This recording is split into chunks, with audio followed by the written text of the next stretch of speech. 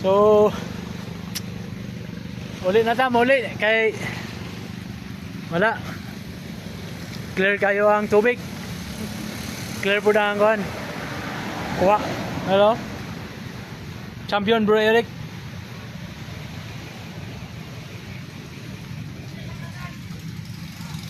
Uli nami manamig dive ng tubig. Karong hapon medyo nilubog na siya. Pero dito sa spot, klaro lang gihapon. Mingaw ro, mingaw. Isa ka ano lang nakakita lang kog GT pero wala na go. Habi na ko, duol na layo pa man day.